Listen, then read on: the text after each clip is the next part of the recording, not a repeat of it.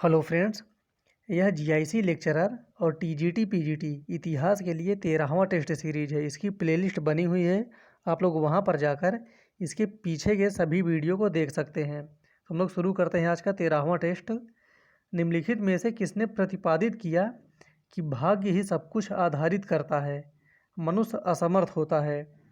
यह तर्क किसका है, यह कथन किसका है? जैनियों ने, बौद्धों ने, जीवकों ने या मीमांसकों ने? तो ये कथन है जीवकों का। इसका उत्तर हो जाएगा सी। आदि शंकराचार्य द्वारा स्थापित 4 मठ कहाँ स्थित है? चारों मठ का नाम बताना है। श्रृंगेरी, द्वारका, जोशीमठ, प्रयाग। द्वारका, जोशीमठ, प्रयाग, कांची। जोशीमठ, द्वारका, पुरी, श्रृंगेरी। पुरी, श्रृंगेरी, द्वारका या वाराणसी? तो आदि शंकराचार्य द्वारा स्थापित 4 मठ स्थित है सी। इसका उत्तर हो जाएगा जोशीमठ, द्वारका, पुरी और श्रृंगेरी में। अगला प्रश्न देखते हैं। निम्नलिखित में से किस एक पूरा स्थल से पाषाण संस्कृति से लेकर हड़प्पा संस्कृति तक के अवशेष प्राप्त हुए हैं? आमरी, मेहरगढ़, कोटदीजी या कालीबंगा? तो पाषाण संस्कृति से लेकर हड़प्पा सभ्यता तक के सांस्कृतिक अवशेष प्राप्त हुए हैं मेहरगढ़ से। इसका उत्तर हो जाएगा बी। ऋग्वेद काल में निम्नलिखित में से कौन सी जनजातीय सभा सर्वाधिक महत्वपूर्ण थी? देखिए, इसमें से थी तो चारों, लेकिन कह रहा है सर्वाधिक महत्वपूर्ण थी। तो सबसे ज़्यादा महत्वपूर्ण कौन सी थी? सभा, समिति, विदथ या परिषद?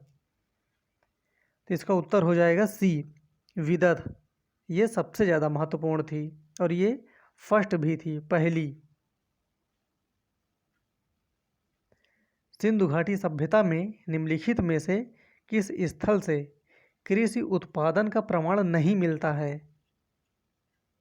सरसों, जौ, गन्ना या तिल का? तो सिंधु घाटी सभ्यता से गन्ने का साक्ष्य कहीं नहीं मिला है। इसका उत्तर हो जाएगा सी।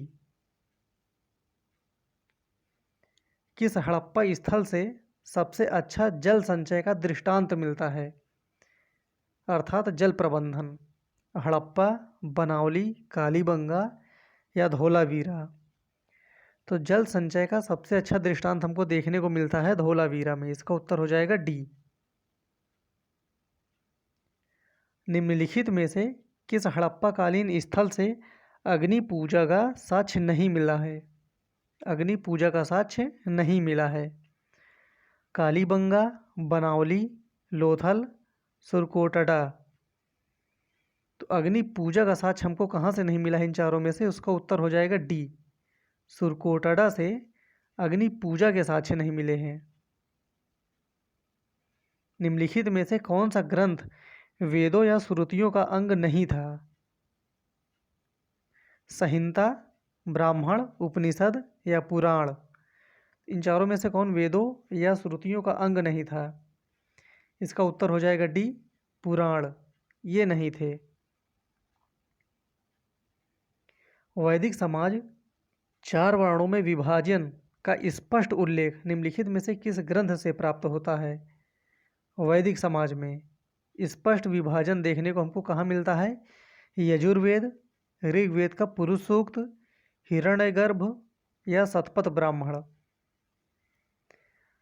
तो वैदिक समाज में 4 वर्णों में विभाजन का स्पष्ट उल्लेख हमको सबसे पहले देखने को मिलता है ऋग्वेद का पुरुष सूक्त में।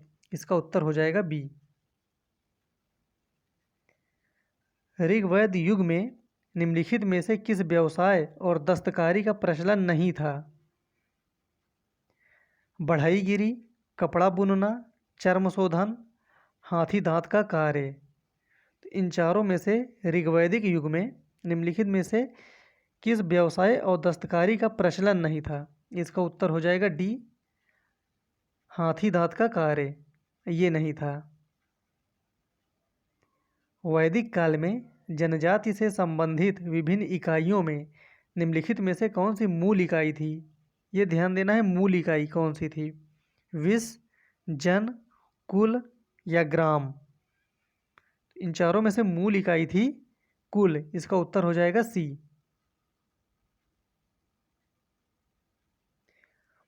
परुशड़ी अथवा आधुनिक रावी को ऋग्वेद में किस अन्य नाम से भी पुकारते हैं? हरहवती, भव्यवती, सदानीरा या अरड़ौ? इसका उत्तर हो जाएगा बी, भव्यवती।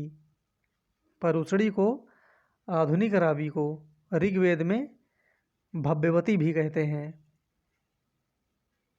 निम्न में से कौन वज्जी संघ का अंग नहीं था? विदेह, लिच्छवी, ज्ञात्रिक, शाक्य। तो इन चारों में से कौन वज्जी संघ का अंग नहीं था? इसका उत्तर हो जाएगा ए, विदेह। विदेह वज्जी का अंग नहीं था। किस बौद्ध संगीत के बाद धर्म के प्रचार के लिए पहली बार विश्व के विभिन्न देशों में धर्म प्रचारक भेजे गए? प्रथम, द्वितीय, तृतीय या चतुर्थ? इसका उत्तर हो जाएगा सी, तृतीय संगीत के बाद विश्व में धर्म प्रचार के लिए धर्म प्रचारक भेजे गए बौद्ध धर्म के लिए। चीन में बौद्ध धर्म की माध्यमिक शाखा का प्रचार करने वाले भारतीय मूल के अत्यंत प्रसिद्ध बौद्ध विद्वान कौन थे? कुमारजीव, परमार्थ, बोधिधर्म या आचार्य दीपांकर? तो चीन में बौद्ध धर्म की माध्यमिक शाखा का प्रचार करने वाले, इसका उत्तर हो जाएगा ए, कुमारजीव। किस जैन ग्रंथ में यह वर्णन है कि चंद्रगुप्त ने अपने जीवन के अंतिम दिनों में जैन धर्म अंगीकार कर लिया था? ये हमको कहाँ से जानने को मिलता है? रत्नमालिका, भगवती सूत्र, परिशिष्ट पर्वन, दिव्य संग्रह? इसका उत्तर हो जाएगा सी, परिशिष्ट पर्वन से हमको यह पता चलता है कि चंद्रगुप्त मौर्य ने अपने जीवन के अंतिम दिनों में जैन धर्म अंगीकार कर लिया था। अशोक के किस शिलालेख या अभिलेख का बौद्ध संघ से संबंध नहीं है? कंधार अभिलेख, भाब्रू अभिलेख, निगाली सागर अभिलेख या रुम्मिनदेई अभिलेख? तो इन चारों में से कौन सा अभिलेख है जो बौद्ध धर्म से संबंधित नहीं है, बौद्ध संघ से? इसका उत्तर हो जाएगा ए, कंधार अभिलेख। निम्नलिखित में से किस राजवंश ने सर्वप्रथम भारतीय ढलवे सिक्के जारी किए?